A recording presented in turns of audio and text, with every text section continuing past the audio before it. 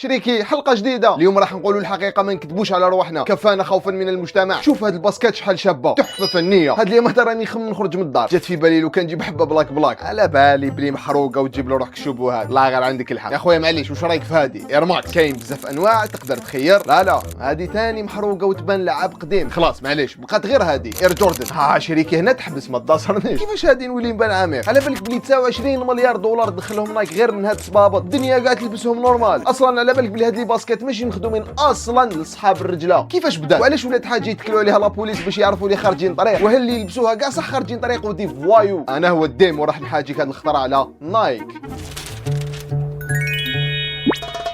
في السبعينات الاسم تاع نايك ما كانش يخلع كيما اليوم. الشركه كانت صغيره تنشط في مدينه اوريغون في امريكا. المنافسين ديالها الوحوش الالمانيه اديداس وبيوما. كانت نايك مشروع صغير تاع شاب اسمه فيليب نايك، يشري ويعاود يبيع لي باسكت للعدائين اللي يديروا لاكورس من لامال تاع الطوموبيل تاعو. هو باين بلي كان طامع يدخل السوق العالميه ويبيع اكثر، بصح الشركه هذه صغيره لازم لها قفزه. 1977 دخل واحد الحكايه اسمه ماريون فرانك رودي مهندس طيران، خدم من قبل مع لا نازا وكاله الفضاء، وما كانش متخصص كاع في صبابط، ضمان بعيد عليه. بصح شاف روحه بلي عنده واحد السر من عالم الطيران اللي هو خويا العزيز. ولات نستعمل صح، يقدر ينقص الوزن ويمتص الصدمات اكثر من اي ماده يابسه. راح لبس الكوستيمه ديالو، نحل اللحيه، مشط شعره، ديمار عند شركه نايك. الحق واقترح عليهم فكره تبان سامبل من برا بصح ثوريه من الداخل. خلونا تشوفوا ليكيب الباسكت ديالكم هذه لو كان نحطوا لها هو مضغوط. الفريق داخل نايك كان متردد كيفاش المشتري راح يدير الثقه في نبوله تاع هو تحت رجليه. ما كانت سهله لانه بكل بساطه الناس تحب تشوف وتمس الرغوه، والهوا للاسف حاجه ماشي ملموسه كيما على بالنا. ولكن حبيبنا تاع لا نازا كان مصر، الهوا ماشي نقصان، الهوا هو المستقبل. وكما كان الحال مر سلسله تاع تجارب. خرج اول صباط يطبق هاد التكنيك في 1979 وسماوه تايك ويند نايك. الباسكت هذه ما دارولهاش بيبليسيتي كبيره، مدوه للعدائين يلبسوه في واحد السباق اسمه هونولولو. العدائين اللي جربوه حسوا بالفرق، وزن خفيف، احساس مريح، وقدره عجيبه على امتصاص الصدمات. وموراها باينه بلي ولا ثوره وباعوا كاع لا فيسبوك تسمعهم في كاع لي فيديو تاع اليوتيوبرز اللي يحكوا على الشركه تاع البالون ولا اي شركه تاع اي حاجه بالون تاع لي باسكت ولا فايس. ولكن نايك شافت بلي كاينه حاجه ناقصه في الثوره تاعها. لهو هذا ما يكفيش غير تستعملوه، لازم يشوفوه الناس باش يعرفوا شحال حنا واعرين ونشحطوهم في السومه. الحكايه في الصح تبدا شويه قبل شريكي كي زاد فيليب نايك في 1938 في مدينه بورتلاند في اوريغون. ما باه كان خدام في الصحافه، راجل مزير مأمن باللي النجاح لازم يجيب بالكفاح، وهكذا بهذه الطريقه وبهذه العقليه ربى وليدو. فيليب كان شاب رياضي يحب يجري، بصح ما كانش من لي ستار الاولين. في الجامعه راح قرا المحاسبه، بصح بقى فيه واحد الشغف تاع الرياضه وخصوصا الجري. يحب يجري، يحب يعيا. حلمه كان اكبر، كان حايب يربط بين الشغف تاعو في الجري وعالم الاعمال. ماني واش دار؟ راح ركب طياره لليابان في رحله بحثيه ودراسيه، يبحث على روحه، يحوس على روحه. هذه يديروها في العالم الاول. حنا تاعنا يركبوا خطره في العمر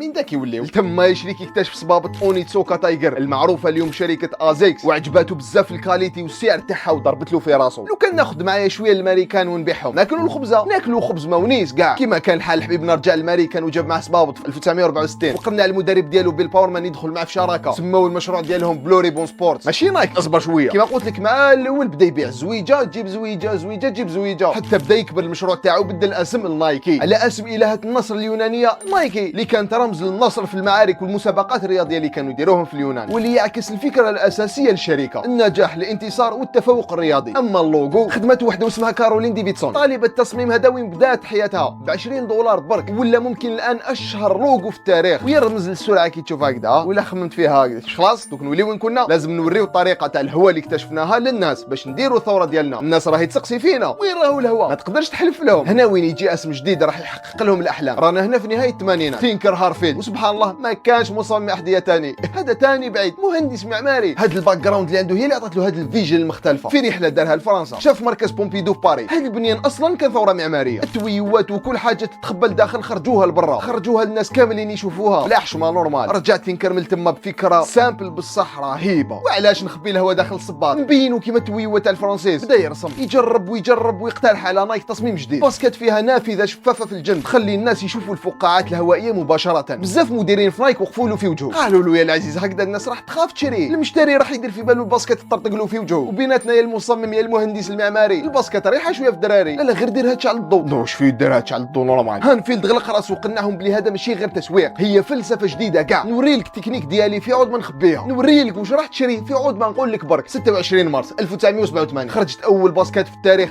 تفضح سيرها بكل جرأه، نايك اير ماكس 1. شريكي اتمعن في الجمال، هذه هي الاولى. الرياكسيون تاع المشتريه كيفاش كان؟ لا هبال تاع الدنيا. المستهلك لاول مره في حياته يشوف تكنيك بعينيه. هاد التويقه ولات رمز للثقه. شوف هاوليك الهوى اللي يعطي لك الراحه اللي تستاهلها انت يا المشتري العزيز. شهور قليله برك كانت كافيه تحول نايك من برودكت تاع سبور لايكون تاع لا موضه، ولات جزء من اللبسه تاع الزنقه. دخلت في لعبه الالتراس والمشجعين ولاو يلبسوها في ستاد كحاجه كاجوال. الهدف هو انه تخليهم يلبسوا حطه ولا بوليس ما يتوسوسوا لهمش، رانا لابسين حاجه غاليه. اليوم شريك يكون 26 مارس من كل عام نايك تحتفل بهذا الباسكات، نهار سموه اير ماكس داي، نهار اللي تفكر فيه الناس بهذا التكنيك يا ناس. الهواء من ماده شفافه لاسلوب حياه. هذا النجاح الاول تقريبا فتح لهم عينيهم، ناضوا صباح لقاو عندهم صح تكنيك بصح سلاح تاع لا موضه ثاني يتحكموا فيها كيما حبوا. الشركه جابت عقليه جديده، كل عقد يعني 10 سنين بالايكون ديالو، وهكذا زادت خدمه سلسله تاع لي باسكات كل وحده بحكايتها.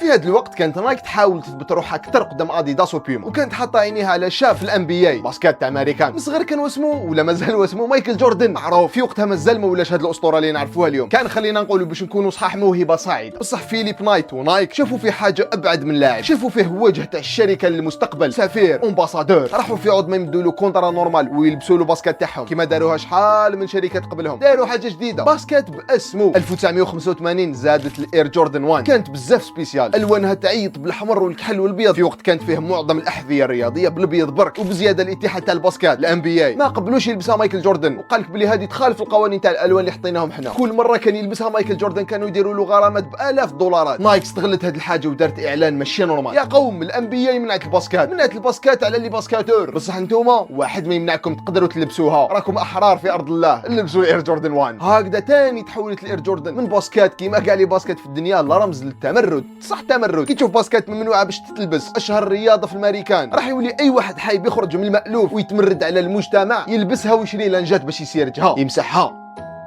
1990 اير ماكس واحده اخرى واسمها اير ماكس 90، مصممها هو نفس الرجل تينكر هانفيلد. في هذه الحبه هذا الموديل بالذات ركز على الجرأه في الالوان. الاولى خرجوها بلون اسمه انفرارات، نوع من انواع اللون الاحمر ريحه في اللامع ولا كيما نقولوا بالفصحى يخطف العين. هذه الحبه نشفى لها عاود ولات الامود غير كيما عندنا. لبست انا اختار حبه زرقاء، كي كانت بي ام جي تجيب نايك 600000 700000 تجيب حبه اوريجينال. موراها في 1995 خرجت الحبه المزعوقه عندي انا كاع، خدمها مصمم جديد سيرجيو لوزانو. هذا الاختراع ما تنسبيريش باطيمه، استلهم من تشريح جسم الانسان، العمود الفقري ومن الفوق نشوفوا العضلات والخطوط تعكس الياف الاوتار، حتى تقابي الصغار جابوها من شعيرات التنفس واللي مهمتها تتنفس منها الباسكات. لحد الان مازال ما شفتش باسكات في الدنيا تفوح حاشا كيما هذه في الفالسو، سوبر فوحه. الحاجه الجديده صح فيها هي التكنيك تاع الهواء اللي زادوا له هذه المره وحده اخرى من القدام، ولو كاين زوج باسكات ولات مريحه صح بطريقه ثوريه. 1997 اير ماكس واحده اخرى حبه قلبت الدنيا، خدمها الطلياني كريستيان كريسر. يقول بلي الانسبيراسيون ديالو كانت على قطرات تاع ما تطيح فوق حديده.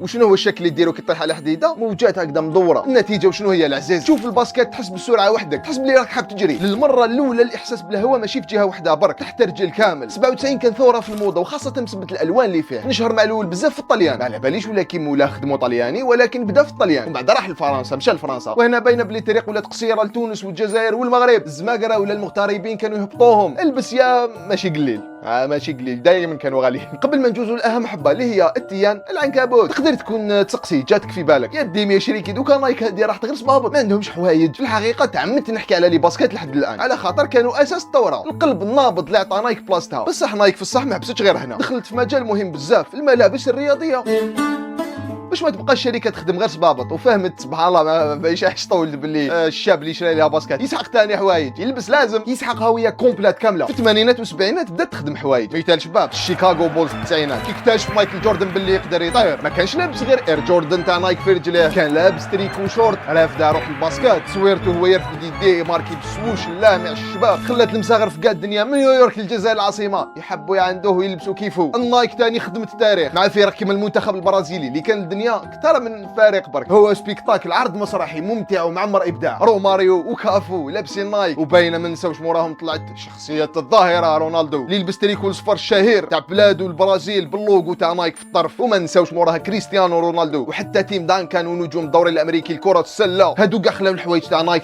جزء من صوره الانتصار والنجاح، ولكن الصراحه مهما نجحوا في الحوايج تبقى نايك تنقاس بلي باسكات تاعها.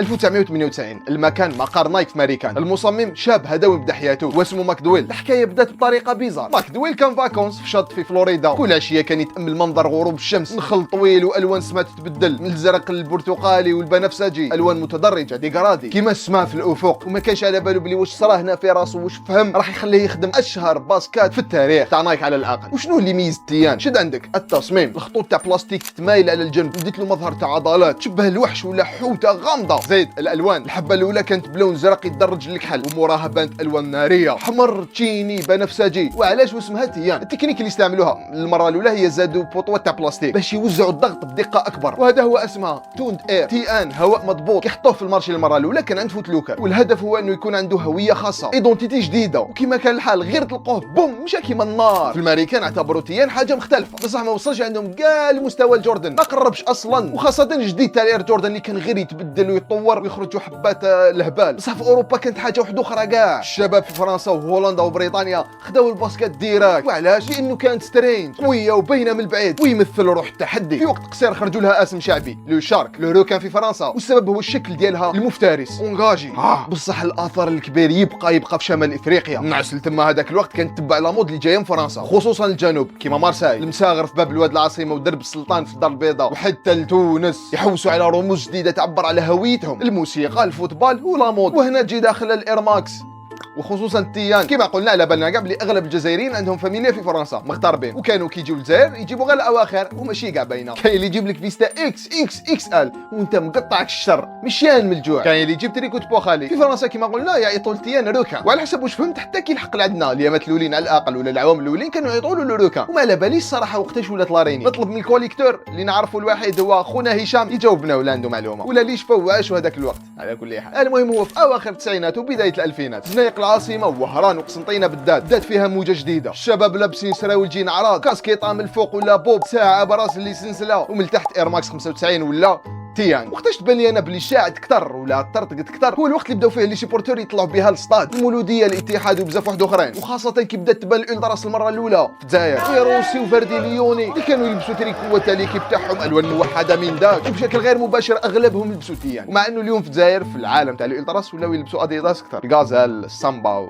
والعفايس هذوك. لقيت بلي المارشي تاعها في شمال افريقيا كبير ويدوموندي دائما. اليوم نقدر نقول لك بكل صراحه انه المغاربه والجزائريين هما اكثر شعوب اللي يشريو التيان. من جهه واحده اخرى لقاو الناس في امريكا مازالهم ما يلبسوش التيان ومازالوا عجبتهم لير جوردن. بصح قول لي واش تبدل؟ خرجوا لي موديل جديد جوردن 3 واللي داروا اللوغو تاع مايكل جوردن يصوتي للمره الاولى، واستعملوا فيها الجلد تاع ليليفون، وزيد الجوردن 6 اللي ربح بها مايكل اول بطوله تاع ام بي اي، والجوردن 11. وكاينين جدد نلقاو ريترو بيرفورمانس ولايف ستايل. لولو الجزائر وفرنسا بالذات نلقاو جورنال ليبيراسيون في 2006 وصف التيان بلي لو سولي دي كايت صباط الزعامه الصغار. في 2010 دراسه سوسيولوجيه فرنسيه اكدت انه التيان ولا تستعملها لا بوليس تاع فرنسا باش تعرف الجزائريين والمغاربه. وعلاش؟ بكل بساطه تاع انا مساكن لبسوا باسكت غاليه باش يشريو شويه قيمه بين الفرنسيز، يشريو ستاتيو سوسيال. غالبيتهم حراقه معناتها كاع عندهم مشاكل مع لا بوليس. هيا الناس كي تشوفهم هاربين ولا يتضاربوا مع لا بوليس قول ديريكت هادو دي فوايو خارجين طريق. المره الجايه كي راح تشوف واحد لابس لاكوست وتيان راح تخاف. وفوقها كاع باينه بلي كاين اللي صح كانوا يسرقوا باش ما نكذبوش. وعلاش حقا يلبسوا لاكوست معاه؟ ما لقيتش معلومات يعني كيف لي يعرف ولا غير راني حاب نعرف صح. على حسب واش فهمت برك بدات بالعاده تاع لبسوا الغالي، تيان غاليه ما تلبس لهاش حاجه رخيصه. مع الوقت ولات عاده وتتورث من جيل لجيل. خلاص اليوم ولا تشري الناس لاكوست ب 5 ملايين، تيان ب 150 دولار، 3 ملايين، 4 ملايين، 5 ملايين،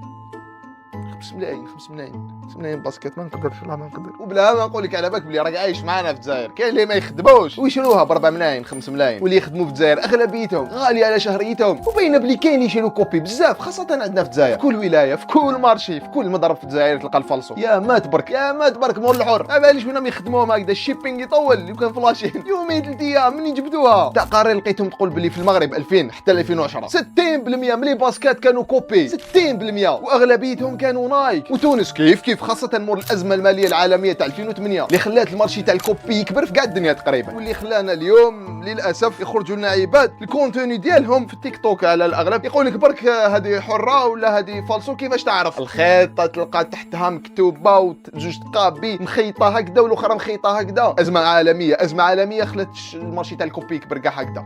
ما كانش هكذا. سقسيو الناس اللي كانت تلبس تيان قبل 2010 يقول لكم بلي ما كانتش هكذا لهذه الدرجه الكوبي. مور 30 سنه من الحبه الاولى من الاير ماكس واكثر من 25 سنه من التيان. سامحونا الناس اللي في خليكم باللي قديمه التيان وانتم ثاني كبرتوا. ممكن يجيك سؤال في راسك بصح، علاش هاد الصبابط مازالهم بنفس القوه كشغل خرجوا البارح ومازالهم لا موضه وكل حبه تخرج يجريو عليها بين الشباب المغاربي اكثريتهم؟ واحد، عندك الاستمراريه عبر الموضه، كل شيء تبدل ولكن الاير ماكس والتيان مازالت حاكمه. زوج، عندك القوه الرمزيه كما كانت ديما رمز الحلم الامريكي والتمرد والقوه وباينه كما كلش. السوشيال ميديا كالعاده، لي كليب لي فيلم وحتى لي بودكاست. ما تحقرش ديزا جوكر وصحاب الرجله وبلا ما نساو الفاغا تاع الواي واي جامي شطحت واي واي، جامي كانوا يجوا العراس لهنا، جامي كان على بالي كنت صغير بصح على بالي بلي تروهم كتمشي شطحه هذه من الامريكان لاسيا، من زنيق باري للجزائر. نايك اير ماكس عموما مشاو في رحله طويله اكثر من اي ماركه واحده اخرى. لا مود رمز التمرد كاينه، اقتصاد موازي كامل واحد ما يشك فيها. اليوم تلبس الاصلي ولا الكوبي، تيان ولا اير ماكس ولا جوردن، مازالت الرساله وحده. انا جزء من اسطوره كبيره عليا، اسطوره مكمله عبر الاجيال ما تحبسش ما نحبسوش، كاين ربي الفوق. لا اله الا الله.